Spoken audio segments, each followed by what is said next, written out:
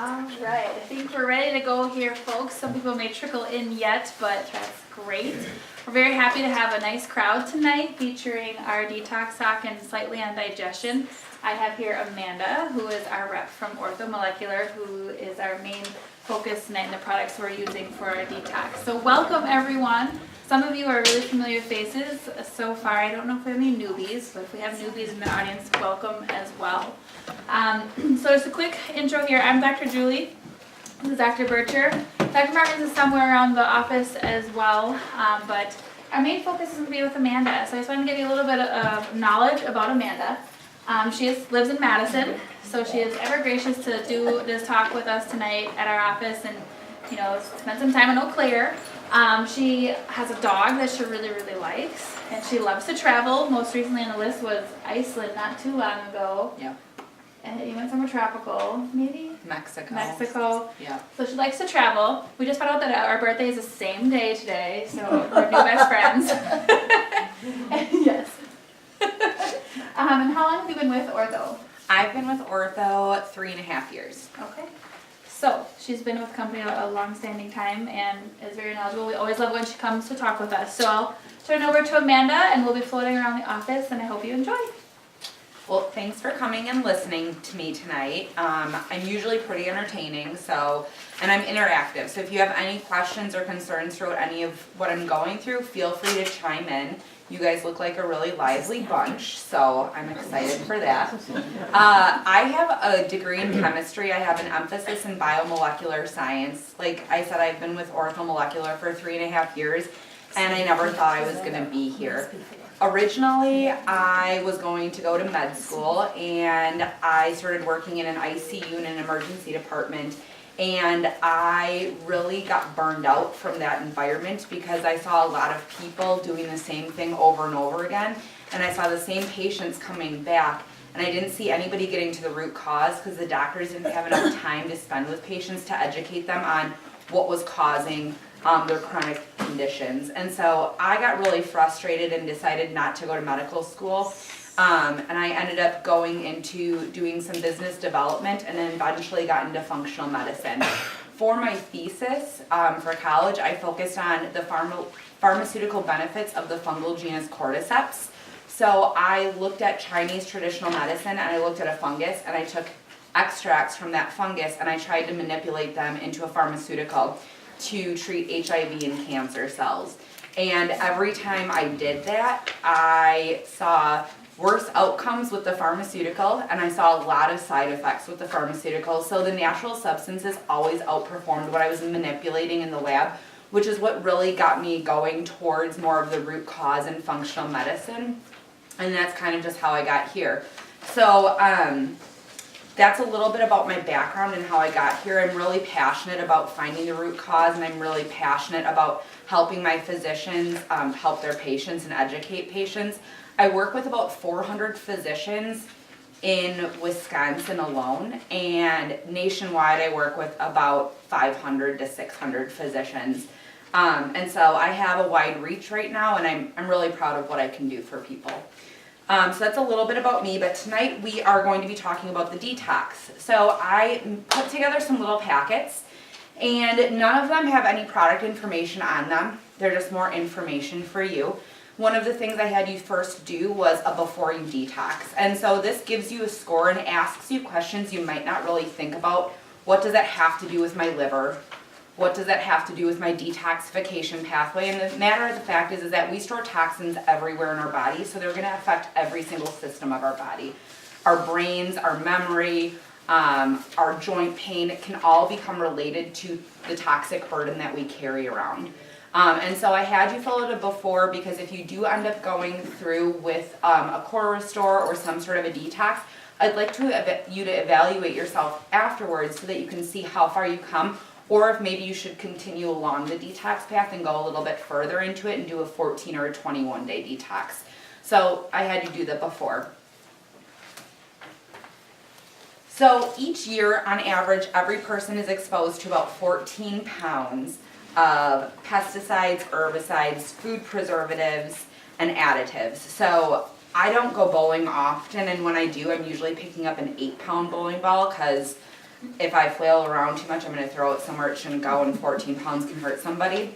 So I'm better off holding an 8-pound ball. But I can't imagine carrying around 14 pounds every single year, and that's what we're exposed to on an annual basis. And it's important to understand that our bodies originally were not designed to be in this type of an environment. We have man-made chemicals, and we've got different chemicals that are being emitted from everything that we do, from the clothes that we wear, from the furniture that we sit on. We have chemicals that are constantly being emitted, and we were never designed to deal with this much toxic burden. And so when we look at what the capacity of what our liver can handle and the amount of toxins that our bodies can actually handle, when we see that overload, which is on a daily basis, that overload of toxins gets shoved into our fat cells. It gets shoved into our butts, guts, thighs, and everywhere in between. We have fat cells that line our brain lining, that cushion our joints, and so that's all the places that our toxins get stored. Fat was designed to be a protective unit for our body so that toxins get stored into it. So what are toxins? Toxins are a fat-soluble substance that gets stored into our fat cells. Excuse me. Toxins either contribute to or cause virtually every chronic disease that we can see. Even if the toxins are not causing the disease, the presence of toxins make everything worse. And so this is one of the first-line therapies that a lot of physicians that I work with use. Is they go through some sort of a detox and gut healing protocol, whether it's rheumatoid arthritis or an autoimmune disease. They always start with the gut, and they always start with healing the gut and the detoxification to kind of give a level playing field to really see where a patient's baseline is. Because toxins and the toxic burden that you carry around can really muddy what's actually going on with you.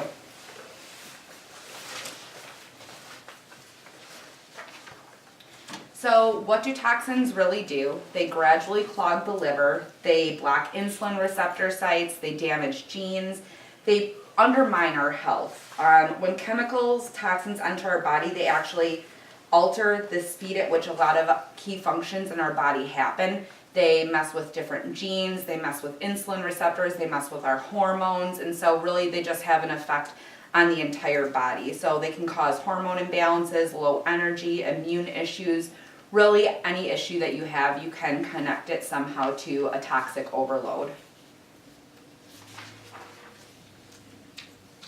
So they can damage DNA, they can damage our organs, they can damage our cell membranes, they can interfere with our hormones, some of the things that I kind of went over.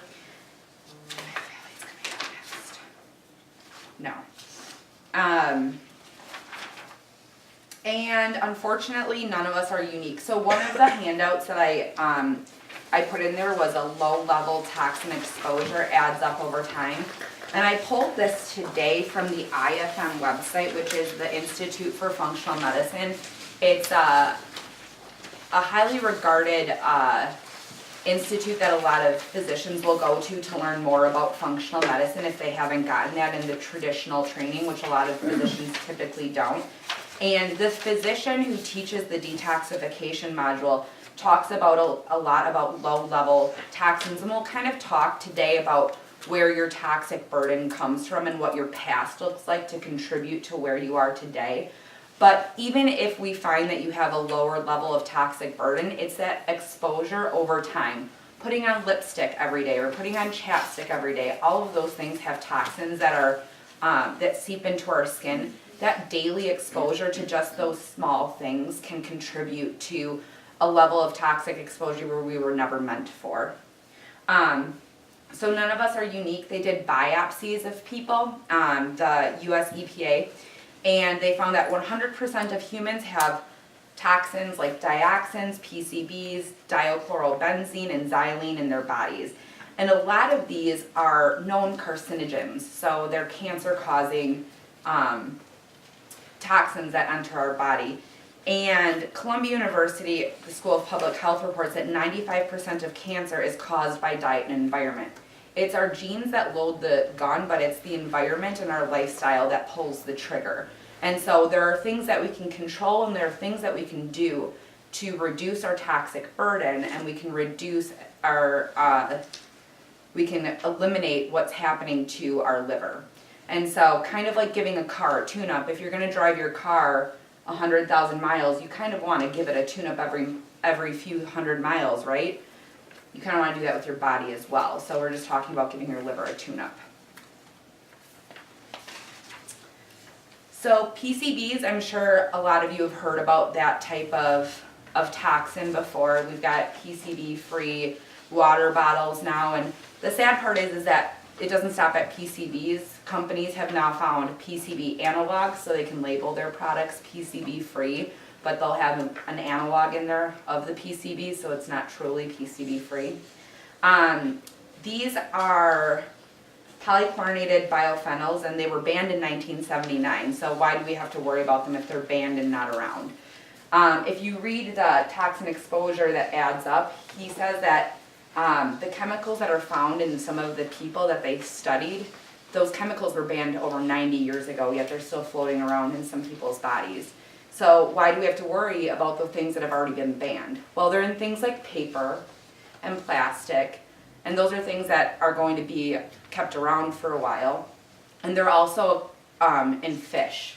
So it's a common source of PCBs when we eat fish. And we want to eat fish because we want all that fatty acid, but unfortunately then we're getting exposed to other toxins as well.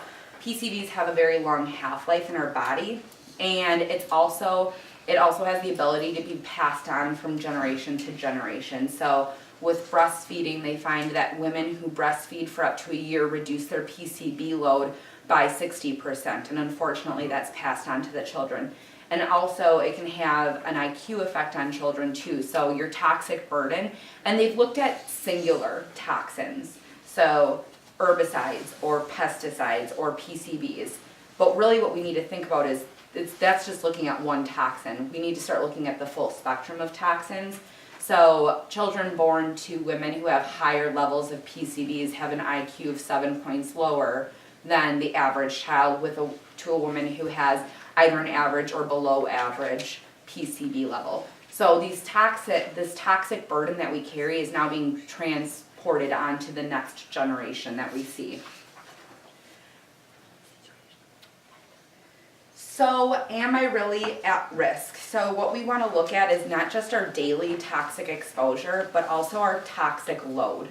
And what I mean by that is, what have we gone through our entire life in order to get here? Because we've been storing, I just drank a lot of coffee, sorry.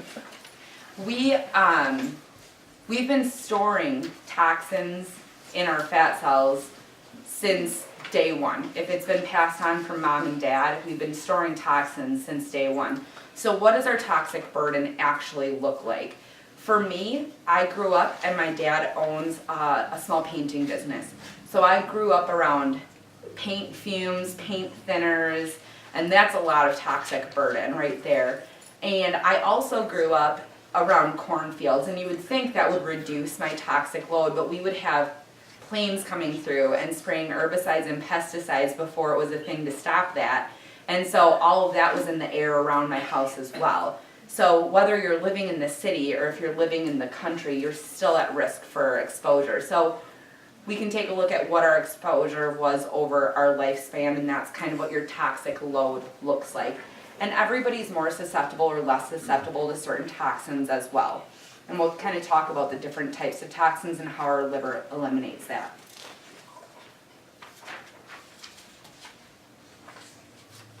So, sources of toxins. What are some things that we cannot control? Air. We can't really control that. We can control the air in our house if we put filtration systems in and stuff like that, but industrial activities like power plants, and when we think of auto exhaust from cars and stuff like that. Two common chemicals emitted by gas are hexene and xylene, and they can produce short-term effects like nausea or GI discomfort, and then even long-term effects are neurological effects if we're exposed to them for long periods of time. I drive a lot through Wisconsin.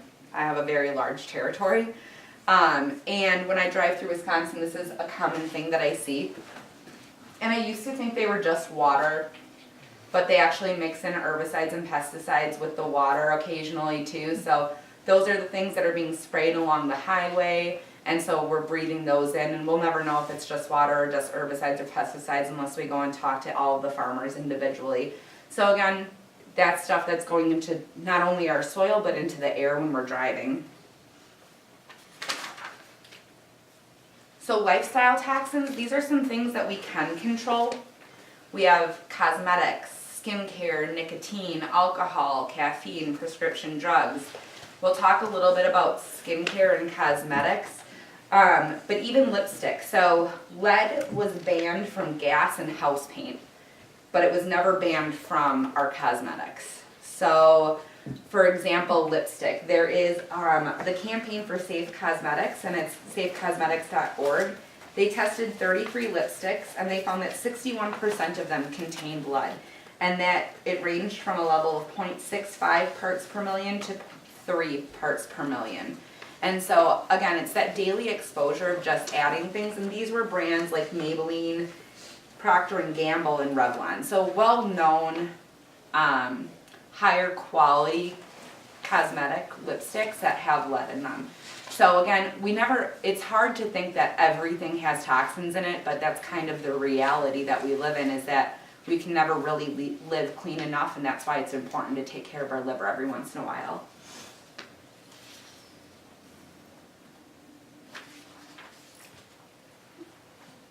So looking at our environmental chemicals in our home. So when we wake up in the morning and before we leave the door, on average, somebody is exposed to over 300 to 500 chemicals before they even leave their house. And this comes down to our beauty products, to what we eat, to the clothes that we put on, the soap that we use, stuff like that. So in the air in our house, due to the cleaning products that we use and stuff like that, there are about 500 chemicals floating around in the air just in our homes. So we think it's our safe place, but there's a lot of chemicals floating around in the air as well. I don't expect you to read this slide. But this slide is about atrazine. Atrazine is an herbicide that is heavily used in this part of the country. And what they find with this specific herbicide is that it causes damage to our mitochondria. And so mitochondria are the cells, there's mitochondria in every single cell of ours, minus red blood cells. I've been corrected by physicians on that one. So mitochondria reside in all of our cells, and it's what gives us energy. So when we damage our mitochondria, we're damaging what actually creates energy in our body, and we start feeling fatigued and feeling tired. And so this leads to diabetes, type 2 diabetes, and obesity. So that's kind of what this study is getting at. And then this is atrazine. This is just one herbicide again. And this is the concentration of where they're using. As you can see, we're in a highly concentrated area of that. So skincare. On average, women use about 6 to 12 skincare products. Men use about 3 to 6 skincare products. And women are exposed to 126 unique chemical ingredients every day just through our skincare routine. And if we add that up over 365 days or a year, we're exposed to almost 50,000 chemicals just through our skincare routine alone. And when we look at what men do, so a lot of these are hormone disruptors. They can also be found in our shampoo. Our shampoo and our soap was never meant to be studied. That's chemicals that are added into our soap. They're not supposed to have scents. Those are chemicals that are added in. And it's funny too that our fragrances, on the back of the boxes it says fragrance, but in that one word, they can add up to 30 chemicals in that word to get to that fragrance. And they don't have to list all of those chemicals because the cosmetic industry and the fragrance industry in the US is not highly regulated. So when we look at personal care products, they have a lot of endocrine disruptors, so they can help cause blood sugar imbalances, hormone imbalances, and these are some of this phthalates is the thing that gives suds to a lot of things, or it's in fragrances and plastic containers. It's actually banned in Europe. And this also has a transgenerational effect on children, so it disrupts the hormones and it interacts with endocrine receptor sites on the cells. It decreases testosterone production, and this is something that's in aftershave and in men's cologne. So men who are putting on a bunch of cologne are actually putting on things that reduce their testosterone production in their body. So it kind of screws with that. And if we look at the cosmetic use of men, so this right here is a gentleman using no healthcare products, or no beauty products, no aftershave or anything like that. You can see the concentration in the blood go up with 1, 2, 3, 4, and 5. And this is cologne, aftershave, hair gel, and deodorant, and lotion. So they're very common products that we see. They're not tons of skincare products like, oh, here's my primer, and here's this, and here's this. It's lotion. It's aftershave, it's deodorant. They're things that we use on a daily basis. And this is how much it affects the phthalates in our blood. And if our liver can't get it out of our blood, it gets stored in our fat cells, and it has that effect on us for long term. So water toxins is another source of toxins. So if you can get a water filter in your house, because there are a lot of bacteria and nutrients that we might not really want in our water, in our tap water.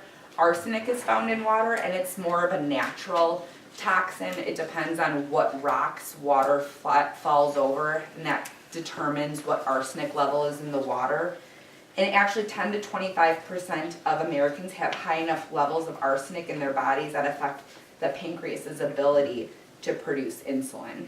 And so water is another source that we can look at and we can actually control. So we can control this type of toxin. So food and soil, I don't think it's a mystery that artificial flavors and stuff like that can be considered toxins. But additives, preservatives, it's funny, when I go to the grocery store, I do my best to shop the perimeter, and a lot of people like to shop on the inside. When you shop on the perimeter, you're shopping more for the produce and the fresh stuff, whereas in the inside, you get all of the additives and things that keep the shelf life. To keep shelf life, you pull all the good things out of something and throw all of the bad things in something. And so shopping the perimeter and eating more organic and eating things that are pesticide and herbicide free is going to be very helpful. I also think it's really, so I obviously work with supplements. I have a certification in vitamins, minerals, and nutraceuticals, a course that I took through Huntington University. And I learned about some of the things that have happened to our food over time. Why a tomato today looks a lot different from a tomato 10, 15 years ago. And what happened is when we got all these big box stores like Target and Walmart that have all these superstores, local farmers had to keep up with the demand. And so they stopped throwing nutrients into the soil and started putting synthetic fertilizer into the soil. So they're no longer they're not putting nutrients back into the soil that can be absorbed. Instead, we've got synthetic fertilizers going in, and so when our food grows, it's not picking up nutrients, and if it's not picking up nutrients, it's picking up actual toxins from the environment because it needs something to grow, and so our food starts to become filled with some of that stuff as well. So I would encourage, if anybody is not on a multivitamin, we're not getting the nutrients that we should be getting from our diet anymore. It's just almost impossible to get enough vitamins and minerals from our food sources unless we're eating constantly, unfortunately. I mean, I can eat constantly, but I don't want to eat constantly. Another thing is what our food is stored in. So BPA is something that's found in plastic, and it's also found in the linings of canned soup. So they did a study on people who ate 1 serving of lentil soup a day from a can versus 1 serving of lentil soup from homemade, so it wasn't stored in a can. And they found that within 1 week, they had more than 1,000% increase in urinary BPA just by having one serving of canned soup per day, which quadrupled their risk of type 2 diabetes.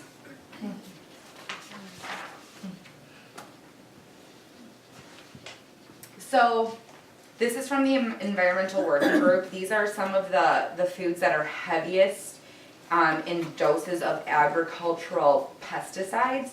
And I know that shopping organic can get expensive. So if you are trying to reduce your toxic burden and your risk, which one thing that we can control is what we put into our mouths and into our bodies, not everything needs to be organic, but if you have some of your favorite fruits or vegetables that's on this list, these are the ones that you should be looking at to be more organic. So if you have to pick and choose, this is the list that you want to pick and choose from, and it's the EWG. So the Environmental Working Group is a really great source to find clean things to eat and cosmetics and stuff like that.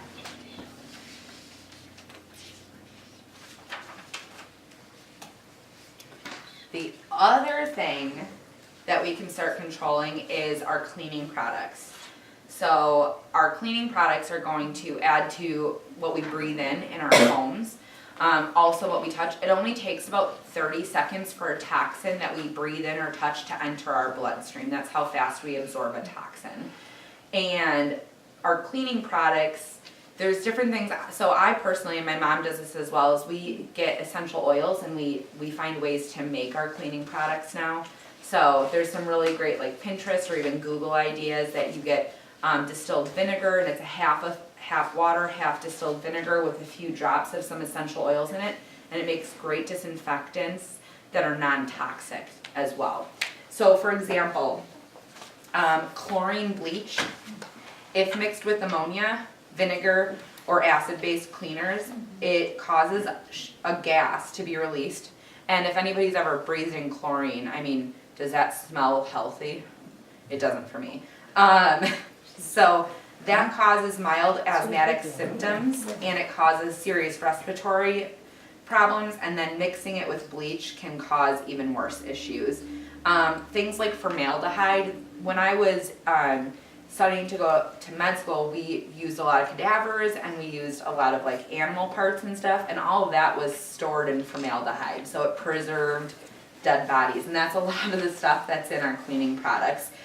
I don't want to clean my kitchen counters with formaldehyde, but this is a human carcinogen, so it can cause cancer, and it is here to irritate your eyes, your throat, your skin, and your lungs. So a lot of these are just known carcinogens. They hurt our bodies, and they're found in all of our cleaning products. So like I had said, it takes about 26, I said 30, but it takes 26 seconds for chemicals to enter our bloodstream. And what the EPA found, and I think a lot of this has to do with the amount of cleaning products that people can use in their home. The inside of your home can be 2 to 5 times, the air in your house can be 2 to 5 times more toxic than the outdoor air. And again, I think that's because of cleaning solutions that we can switch out and stuff like that. So another source of toxins are internal toxins. We've got good bacteria and we've got bad bacteria in our gut, and those things release different metabolic reactions. And those are toxins that our body has to deal with. Cortisol, the hormones that we produce, those are all things that our liver is designed to process and eliminate, and if it can't, it gets stored. So a lot of my hormone doctors will actually have people do detox because they're trying to increase their estrogen or decrease what's going on, and they've got all of this estrogen that's stored in their fat cells, so they need more of a clean slate. So they'll start clearing out the liver so that we can release some of those estrogens that have been stored over time because our body never had the capacity to eliminate it. Stress like cortisol, undigested food, even mental and emotional stress can cause internal toxins that our liver has to deal with. So what are some signs that your detoxification pathway might be impaired? This looks like a hodgepodge of symptoms. There's fatigue and skin orders and asthma and there's chemical sensitivities and insomnia, muscle and joint pain. They all look very not related. But the fact of the matter is that fat is stored everywhere in our body. It cushions all of our internal organs. It cushions our brain cells. It cushions, just our joints and everything. So we store our chemicals and our toxins in all of these places. And so if you're storing more in your tongue, or if you're storing more in your brain, a lot of people tell me that food tastes differently when they go through a detox because they released chemicals or toxins from their taste buds. And so there are tons of signs because there's fat cells everywhere and there's toxins stored everywhere. So why do we want to detox? Well, I think I laid a pretty good argument, but the CDC found that, and this actually has gotten higher, this was from 2006, that the average American has 116 of 148 synthetic compounds. I think there's now identified 198 synthetic compounds, and we're more up to like 160 or something like that have been identified in Americans. And what really got me was the average umbilical cord contains 217 neurotoxins. 208 of those are known to cause birth defects. And so, again, it's pretty evident of how burdened our bodies can get. And it's important to give it a cleanup when we can. I had mentioned the transgenerational effect, and this is just another study done. Women who had high levels of pesticides gave birth to children, and again there was that IQ drop. What they did find is that even after 7 years, there was no increase in their IQ, so they determined it was more of a permanent damage to those children. In rat models now, they're looking at induced diabetes, and so they have healthy rats and they give them without any toxins, and then they have another set of rats that they feed and induce diabetes through food and toxins in their food. So they give rat mom toxins, induce diabetes, and then the second and the third generation have either diabetes or a higher incidence of diabetes. And so we're seeing this affect 3 generations now when we induce through chemicals. So why do we want to detox? We ingest over 30 to 50 tons of food in our lifetime. And so we're eating a lot of preservatives, additives, whether we like it or not, including all of the outside things that we can't control. A lot of patients who have issues, one of the first lines of therapy will be a detox program or some sort of a gut healing program. It's the least expensive and the least invasive method to get to root causes and create a level playing field to figure out what's really going on with people. And this is one of the handouts that you guys have. Detoxification is better than a diet. So I'm on my own health journey. I used to weigh about 210 pounds, and losing weight has always been a struggle. I was always kind of a chunky kid and stuff like that, and so it's always been a weight loss journey for me. And when I started learning more about where toxins were stored, I kind of understood why I struggled so much with my weight loss journey. I had a really high toxic burden in my life from just the environment that I grew up in. The food that I ate, my mom and dad are very blue collar and I love them, but I ate a lot of mac and cheese. And my dad from like the box, and my dad actually didn't know how to make it the first time. It was awful. He made it with water instead of milk, and it just tasted, it was bad. We were crying. Lots of hot dogs. So I understood what my toxic load and my toxic burden, and whenever I went through a diet period, I always got to a plateau. And I always got really frustrated because I couldn't break through it unless doing something extremely extreme that made me feel like poo for a few days. And so when I started to learn about this, it really resonated and made sense for me. So if we're storing our toxins in our fat cells, we can always create more fat cells, but we cannot get rid of them.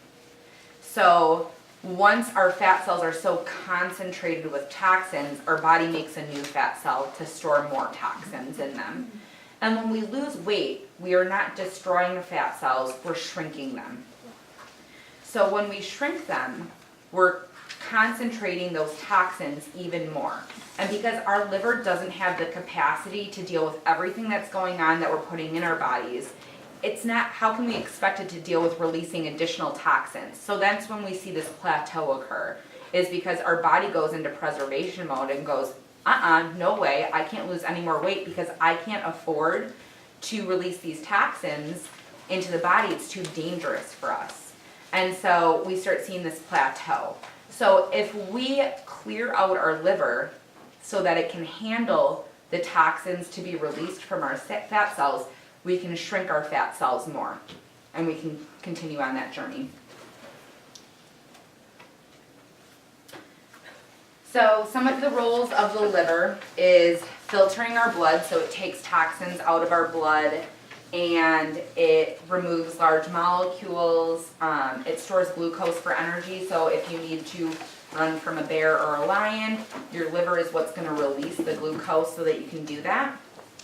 It's going to break down steroids and hormones. They're considered toxins to our body, so they're going to break those down once our body's done using them. It's going to secrete and produce bile. Bile is what's going to bind toxins and remove them. So bile is a very important thing, and it's our primary organ for detoxification. So how does our liver do it? There's two phases that our liver does. So a healthy liver, a liver that doesn't have too much toxic burden, is going to take toxins in, and they're going to put them in phase one. Phase one is going to turn them into an intermediary metabolite. These intermediary metabolites are typically more toxic to our body than the original substance that came in. After that intermediary metabolite or after the toxin is converted into the intermediary metabolite, it gets put into phase two of the liver. And that is what converts it into water soluble so that we can excrete it out of the body.